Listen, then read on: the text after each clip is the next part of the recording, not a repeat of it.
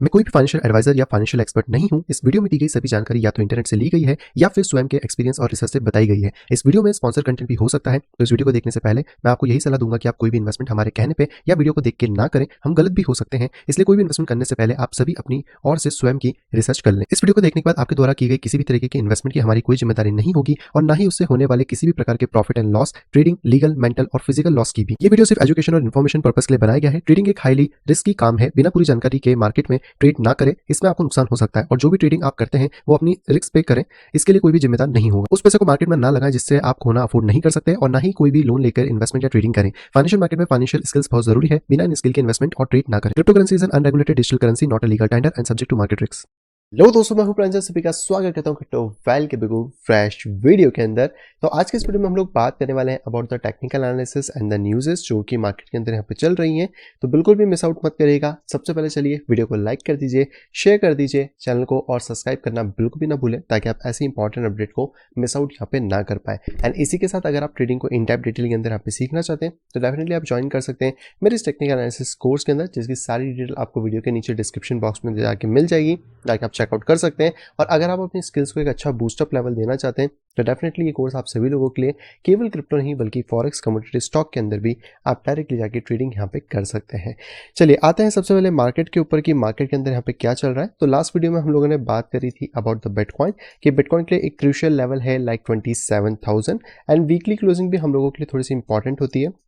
तो अगर हम लोग इस वीक की क्लोजिंग की बात करते हैं बिटकॉइन की, तो ये कहीं ना कहीं अगर देखा जाए तो हमें इनडिसीजन मार्केट के अंदर देखने को मिला है। हालांकि बुल्स ने बहुत ज़्यादा ट्राई किया है इसको डिफेंड करने का, कहीं ना कहीं प्राइसेस को ऊपर की तरफ पुश किया है, बट ये एक इनडिसीजन कैंडल है जिसके अकॉर्डिंग ज़्यादा चांसेस यही रहेंगे कि जो बिटकॉइन है वो नीचे की तरफ थोड़ा सा करेक्शन ले और उसके बाद अपनी जो रैली है उसको यहाँ पे कंटिन्यू वो कर सकता है। तो अगर हम लोग 4 आवर में आके देखने की कोशिश करते हैं मार्केट को, तो यहाँ पर आप एक चीज़ क्लियरली देख पाएंगे कि जिस राइजिंग वेज की हम लोग इतने टाइम से बात कर रहे थे, उसका जो सपोर्टिव लेवल है वो फाइनली आज यहाँ पे टूट गया है। एंड कहीं ना कहीं ये सपोर्टिव लेवल अब यहाँ पे एक रेजिस्टेंस लेवल की तरह एक्ट कर रहा है। इसका मतलब कि प्राइसेस में अगर भी यहाँ से कोई भी करेक्शन आता है तो हमारी जो अगला सपोर्ट है वो अराउंड 24,300 के आसपास रहने वाला है, जहाँ से कि हम अपनी लॉन्ग पोजिशंस को डिटरमाइन कर सकते हैं मार्केट के अंदर। तो बिटकॉइन में करेक्शन की उम्मीद रहेगी इस पॉइंट पे, और जितना मार्केट ने इस वाले जोन को नीचे की तरफ ब्रेक करने की कोशिश की, तो मार्केट अगर थोड़ा सा भी ऊपर जाता है तो वापस नीचे आने पे हम इसको शॉर्ट की ही पोजीशंस को अभी करंटली यहाँ पे देखेंगे। तो स्मॉल करेक्शन के बारे में हम लोग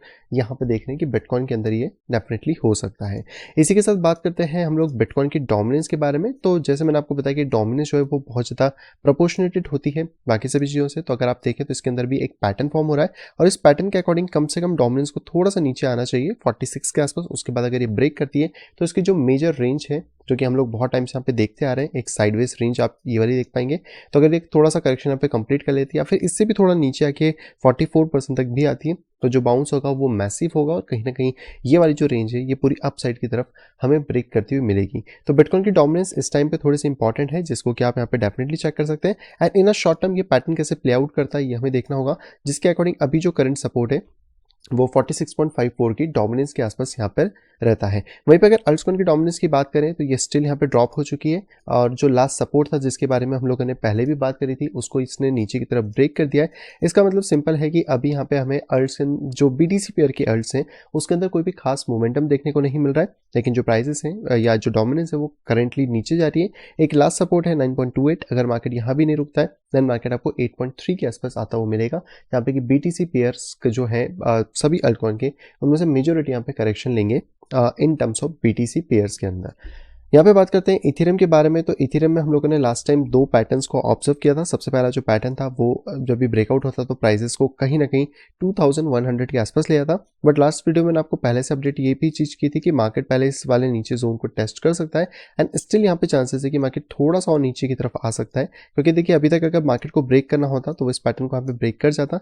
तो अभी फिलहाल हम इसको यहाँ पर इतनी ज़्यादा इंपॉर्टेंस नहीं देंगे, एंड माइट भी हो सकता है कि हमें यहाँ पे कोई फॉलिंग वैसा पैटर्न देखने को मिल रहा है जो कि यहाँ पे फॉर्म हो सकता है। एंड अगर बिटकॉइन अपने रेजिस्टेंस पे आ चुका है या सपोर्ट को एज अ रेजिस्टेंस कन्वर्ट कर चुका है, तो चांसेस इथेरियम में भी यहाँ पे बन सकते हैं कि इथेरियम का जो प्राइस है वो भी थोड़ा सा अगर शूट आउट करने की कोशिश करता है और उसका ड्रॉप होता है तो लगभग 1600 के आसपास आके मार्केट इसको बाउंस बैक देने की कोशिश करे। तो इथेरियम बहुत हद तक आपको बिटकॉइन के जैसा प्रोपोर्शनेट में ही मिलेगा। तो यहाँ से अगर कोई बाउंस बैक आता है तो ये एक हमारे लिए अच्छा बाय जोन हो सकता है, जहाँ से हम टारगेट अराउंड 2100 के आसपास ही यहाँ पे लेके फिर चल पाएंगे। नेक्स्ट पे बात करते हैं लाइटकॉइन के बारे में। तो लाइटकॉइन ने अपनी ट्रेंड लाइन को ब्रेक तो किया था, लेकिन स्टिल जो करेक्शन है वो इसमें हैवी हुआ है एंड इसने जो अपना मेजर सपोर्टिव जोन था उसको ब्रेक करा है। तो अभी के लिए करेंटली एक रेजिस्टेंस है $88 पे। तो प्राइजेस इन शॉर्ट टर्म अगर कोई भी मोमेंटम देते हैं तो वो नीचे की तरफ आ सकते हैं $80 तक। अगर ऊपर की तरफ जाना है प्राइजेस को तो यहाँ पर सपोर्ट कंफर्म करना जरूरी है, जो 1-2 दिन में होता है, तो ही आप अपना टारगेट 102 104 रख सकते हैं, नहीं तो प्राइजेस थोड़ा नीचे आके फिर बाउंस बैक देने की कोशिश यहाँ पे करने वाले हैं।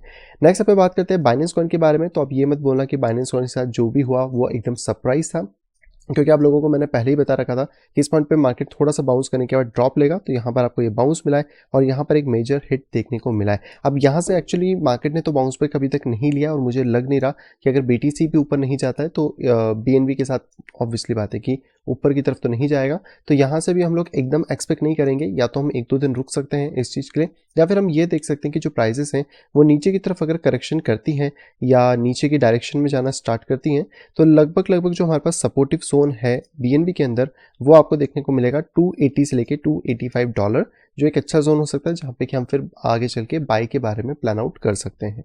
नेक्स्ट पे बात करते हैं XRP के बारे में। तो XRP इस बार सुपर तरीके से जा रहा है, थोड़ा सा हमारे टारगेट से मिस आउट हुआ है, लेकिन अगर आप जस्ट एक सपोर्ट की तरह इसको लेने की अगर कोशिश करते हैं तो यहाँ पर आप इस चीज़ को डेफिनेटली देख पाएंगे। थोड़ा सा प्राइस ने कह सकते हैं सपोर्ट को टेस्ट नहीं किया है एंड डायरेक्टली प्राइस ऊपर की तरफ जाना स्टार्ट कर दिया है। अभी इसके बारे में कोई न्यूज़ तो नहीं है आज खास, लेकिन जो लास्ट हम लोगों ने न्यूज़ देखी थी वही चीज़ यहाँ पे चल रही है। और इवन दैट मैंने आपको पहले भी बताया था कि अगर ये वाला पैटर्न ब्रेकआउट कर जाता है तो आने वाले टाइम में लगभग XRP $0.95 का टेस्ट करेगा, जिसके टारगेट हमने पहले से निकाले हुए हैं। तो मार्केट अगर कोई रिट्रेसमेंट अपॉर्चुनिटी देता है तो अराउंड 0.45 के आसपास हम उसको ग्रैब यहाँ पे कर सकते हैं।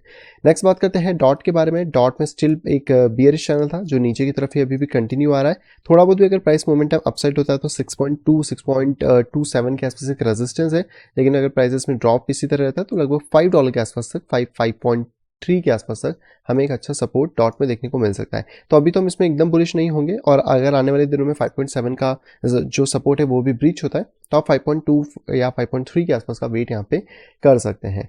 नेक्स्ट यहाँ पे बात करते हैं हम लोग नियो के बारे में। नियो में हमने जो एक्सपेक्ट किया था कि मार्केट थोड़ा बहुत जो है ड्रॉप ले सकता है, तो उसने ट्रेंड लाइन की पथ लिया, वापस से मार्केट थोड़ा सा ऊपर आया, ट्रेंड लाइन के आसपास कहीं ना कहीं टेस्ट करने की कोशिश करा, और अभी की जो मार्केट है वो एकदम साइडवेज में हो गया है। तो यहाँ पे भी अभी मैं करेक्शन एक्सपेक्ट करके चल रहा हूँ कि मार्केट में छोटा सा करेक्शन हो सकता है। और अगर आप यहाँ पे एक पैटर्न की बात करें तो यहाँ पे डेफिनेटली आपको जो पैटर्न है वो एक सिमेट्रिकल ट्रायंगल टाइप का देखने को मिल रहा है। तो यहाँ पे अभी आप ये बोल सकते हैं कि ये बेसिकली तो एक न्यूट्रल पैटर्न है, बट क्योंकि बाकी प्रोजेक्ट्स के अंदर थोड़ा करेक्शन होने की अपॉर्चुनिटी है, तो अगर नियो भी अपने इस सपोर्ट को लूज करता है 11.75 के, तो यस नियो हमें 9.90 से $10 के आसपास देखने को मिल सकता है।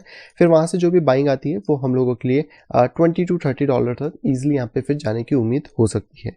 नेक्स्ट पे बात करते हैं एडा के बारे में। एडा ने अपना जो वेज है उसको फाइनली यहाँ पे ब्रेक कर दिया है, लेकिन इस वाले वेज के अंदर एक चीज़ हमें ध्यान रखनी चाहिए कि करंट सपोर्ट 0.33 के आसपास है, तो इससे ऊपर जो भी वैल्यू होगी वो कहीं ना कहीं इसको बाउंस करेगी। बट अभी अगर कोई भी प्राइस 0.36 से लेकर 3650 के आसपास अगर रिजेक्शन देता है देन आडा के अंदर भी आपको 0.30 तक का करेक्शन देखने को मिल जाएगा। नेक्स्ट पे बात करते हैं चेनलिंक के बारे में। चेनलिंक के टारगेट कंप्लीट नहीं हो पाए, बहुत ज़्यादा हौच-पौच होने के बाद मार्केट लगभग 7.7 तक गया है एंड उसके बाद ऑब्वियसली बात है कि इसने स्टॉप को हिट किया है एंड करंट सिनेरियो के हिसाब से ये बिल्कुल भी अब बुलिश नहीं है। जो सिनारियो थे वो उसी टाइम के ऊपर यहाँ पे प्ले बैक हुए थे।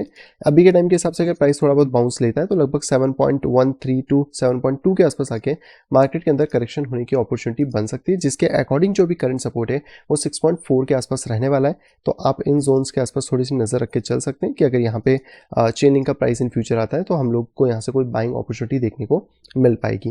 नेक्स्ट बात करते हैं मैटिक के बारे में। मैटिक में भी जैसे मैंने पहले बताया था कोई खास अपॉर्चुनिटी नहीं थी, ये वाला सपोर्ट यहाँ पे ब्रेक हुआ है और इसके बाद जो अगला सपोर्ट है वो है 0.96, तो इसी का हम लोगों को वेट यहाँ पे करना पड़ेगा। नेक्स्ट यहाँ पे बात कर लेते हैं माना के बारे में। माना का जो लास्ट लेवल ऑफ सपोर्ट है वो यही वाला है। यहाँ से अगर कोई बाइंग अपॉर्चुनिटी मिलती है तो वेल एंड गुड, नहीं मिलती है और इसका सपोर्ट यहाँ पे टूटता है 0.54 में, तो प्राइजेस के अंदर करेक्शन स्टिल यहाँ पे रहने वाले हैं। इसका चार्ट आपको बहुत हद तक थोड़ा आर्डर जैसा भी देखने को मिलेगा, क्योंकि अगर हम यहाँ पे देखने की कोशिश करें तो मार्केट ने इस वाले वेज को या इस वाले पैटर्न को इस पॉइंट के ऊपर यहाँ पे ब्रेक किया है, तो यहाँ से अगर आप इसको ध्यान से देखें तो ये वाला पैटर्न ब्रेक हुआ है, तो इसके अकॉर्डिंग मार्केट फिर नीचे की तरफ आने की प्रोबेबिलिटी रखता है। इसके पहले भी एक चैनल ब्रेक हुआ था, बट क्योंकि रेजिस्टेंस था तो वहाँ पे प्राइसेस इसको ब्रेक नहीं कर पाए एंड यहाँ पे डिक्लाइन करें। अगर इन शॉर्ट टर्म आपको कोई बुलिश मोमेंटम चाहिए तो आपको इसको ब्रेक होने का वेट करना चाहिए दोबारा से, कि अगर मार्केट इसको एज अ फॉलिंग वेज ही लेके चल रहा है तो मार्केट इसको ब्रेक करके फिर 0.76 के टारगेट को हिट करेगा, बट इसमें 1-2 दिन का टाइम लगेगा, तो हम एंट्रीज अभी यहाँ पे नहीं फाइंड करेंगे। एंड माना एंड सेंड लगभग सेम चलते हैं, दोनों में मैंने आपको लगभग एक जैसी प्रेडिक्शंस बताई थी कि मार्केट के अंदर थोड़ा करेक्शन हो सकता है, जो फाइनली हो गया है। अभी के लिए हमारा सपोर्ट यहाँ पे 0.56 ही, इसके नीचे जाएगा तो हमारे पास कोई भी नया सपोर्ट लेवल नहीं है। तो यहाँ से इंपॉर्टेंट है कि मार्केट जो भी पैटर्न यहाँ पे फॉर्म कर रहा है लाइक दिस टाइप का, उसको यहाँ पे ब्रेक करे और ब्रेक करने के बाद प्राइसेस को यहाँ पे पुश करे लगभग 0.93 के आसपास में। तो ये थे दोस्तों सारे टोकन जिसके बारे में हमने बात करी है, आप इसको डेफिनेटली चेकआउट कर सकते हैं। वहीं पे अगर हम लोग बात करते हैं डॉलर इंडेक्स के बारे में, तो डॉलर इंडेक्स में स्टिल करेक्शन ऑन है, जैसे हमने लास्ट वीडियो के अंदर भी बात की थी जब मार्केट इसको ब्रेक किया था कि इस लेवल को अगर मार्केट नहीं ब्रेक कर पा रहा है तो आपको कहीं ना कहीं डॉलर 101 के आसपास आते हुए यहाँ पे मिल सकता है। तो ये तो हो गया दोस्तों सारे टोकन। अब आते हैं अपनी न्यूज़ेस के ऊपर। सबसे पहले यहाँ पे न्यूज़ निकल के आ रही है बाइनेंस की तरफ से। बाइनेंस के ऊपर CFTC और SEC ने कहीं ना कहीं सू करने की कोशिश यहाँ पे करी है, जहाँ पे कि एंटी मनी लॉन्ड्रिंग एलिगेशंस और जो कह सकते हैं कि कंपनी के अंदर से इनसाइडर ट्रेडिंग्स, बहुत सारी ऐसी चीज़ें जो कि यहाँ पे लगाई गई हैं। लेकिन एक डेटा निकल के आया जहाँ पे कि 1.5 बिलियन डॉलर के वर्थ का यहाँ पे जो ट्रांजेक्शन है वो हुआ था इस वाले केस के आने से पहले। और ये यहाँ पे 3 प्लेटफॉर्म के नाम आ रहे हैं, Binance, Kraken, Coinbase and Bitfinex, sorry 4 platform है। और इसमें से अगर बात करें तो जो आधे से ज़्यादा पैसा था यानी कि 850 मिलियन वो बाइनेंस से विड्रॉल हुआ, क्योंकि बाइनेंस हम सभी जानते हैं कि दुनिया का सबसे बड़ा यानी कि नंबर 1 एक्सचेंज है क्रिप्टो करेंसी के मार्केट के अंदर। तो बाइनेंस बेसिकली बात करें तो 240 मिलियन जो है वो ऑलरेडी यहाँ पर विड्रॉल इसमें से हो चुके हैं। और ये कब हुए? ये 240 विड्रॉल हुए थे आफ्टर द न्यूज़, जब इसकी यहाँ पे न्यूज़ आ गई थी। तो अगर ये सारी चीज़ें, तो माइट भी हो सकता है कुछ दिक्कत यहाँ पे चल रही हो, या फिर हो सकता है कोई नॉर्मल विड्रॉल हो, पर 1.5 का विड्रॉल एक बड़ा विड्रॉल हो जाता है जो कि एक्सचेंजेस से होना, जिसमें से 850 कहीं ना कहीं बाइनेंस यहाँ पे ओन करता है। तो कह सकते हैं कि कुछ तो गड़बड़ हो सकती है, तो इसके ऊपर भी आप अपनी नज़र डेफिनेटली रखिएगा। अगली दोस्तों खबर यहाँ पे आ रही है थॉर चेन की तरफ से। थॉर चेन की जो मेननेट चेन थी वो यहाँ पे होल्ड हो गई है, कुछ ना कुछ इसमें वल्नरेबिलिटी हमें यहाँ पे देखने को मिली है। तो अगर आप इसको यूज़ कर रहे थे या फिर कुछ भी कर रहे हो तो बिल्कुल रुक जाइए, मत करिएगा, टोकन को भी सेंड मत करिएगा, वरना हो सकता है कि अभी चेन अगर बंद है तब तक आपके टोकन भी मिसप्लेस हो जाए, और अगर आप कुछ करते हैं तो स्कैमिंग का शिकार भी यहाँ पे हो सकते हैं। अगली दोस्तों खबर आ रही है डिज्नी की तरफ से। और डिज्नी के पास जो मेटावर्स का एक कह सकते हैं डिवीजन था, उन्होंने उसको स्क्रैप कर दिया है, क्योंकि इससे कहीं ना कहीं उनको 5.5 बिलियन डॉलर वर्थ के आसपास का लॉस हो रहा है, क्योंकि अभी रिसेशंस का टाइम है, इतनी फंडिंग हो नहीं रही है। और इसी के साथ उन्होंने 7,000 के स्टाफ को भी यहाँ पे कह सकते निकाल दिया, ले ऑफ कर दिया है। और ये सभी चीज़ें एक ही चीज़ की तरफ इशारा कर रही हैं कि कहीं ना कहीं जो रिसेशन है वो एक बड़े लेवल पर आ रहा है, क्योंकि डिज्नी ऐसी भी बड़ी कंपनी कहीं ना कहीं इन डिविजन्स को खाली यहाँ पे कर रही है। अगली दोस्तों एक बहुत अच्छी खबर निकल के आ रही है बिटकॉइन के। बिटकॉइन की जो हैश रेट है वो यहाँ पे ऑल टाइम हाई के आसपास आ गई है, रेड स्पाइक बेसिकली हमें देखने को मिला है। एंड लगभग बात करें तो 400 टेरा हैश के आसपास इसकी जो पावर है वो यहाँ पे हो चुकी है। तो ऐसा लग रहा है कि जो पुराने माइनर्स यहाँ पे चले गए थे छोड़ के, वो वापस यहाँ पे ज्वाइन कर रहे हैं। इससे पहले अगर बात करें तो पिछला 178 टेरा हैश की पावर थी, और अगर अभी हम मार्च की बात करें तो अराउंड 344 के आसपास टेरा हैश की पावर थी, जो एकदम सडनली यहाँ पे ग्रोथ हुई और 400 टेरा हैश तक यहाँ पे आ गई है। जितनी ज़्यादा टेरा हैश की पावर है बेसिकली यहाँ पे बिटकॉइन के पास होगी, उतना ज़्यादा उसका नेटवर्क स्ट्रॉन्ग होगा। तो ये कहीं ना कहीं बहुत इंपॉर्टेंट है, और ये पावर बढ़ने से बिटकॉइन की जो माइनिंग है उसकी जो प्रोडक्ट है या फिर जो आपके ट्रांजेक्शन है वो यहाँ पे जल्दी होने लग जाएंगे। आज के दोस्तों आखिरी खबर आ रही है माइक्रो स्ट्रेटेजी की तरफ से। माइक्रो स्ट्रेटेजी ने बेसिकली इस अपॉर्चुनिटी का बहुत अच्छा फायदा उठाया जहाँ पे बैंक्स की हालत खराब है। इन्होंने कहना कि 205 मिलियन वर्थ के जो अपने सिल्वर गेट के लोन्स थे वो यहाँ पे 22% के ऊपर यहाँ पर रीपे कर दिए हैं, और इसी के साथ जो पैसा इनके पास बच गया लाइक 150 मिलियन डॉलर का, वो इन्होंने यहाँ पर बिटकॉइन खरीद लिए हैं 6455। तो अब इनके पास अगर टोटल बिटकॉइन की बात करें तो लगभग 1,38,955 बिटकॉइन इनके कह सकते हैं कि तिजोरी में यहाँ पे हो चुके हैं।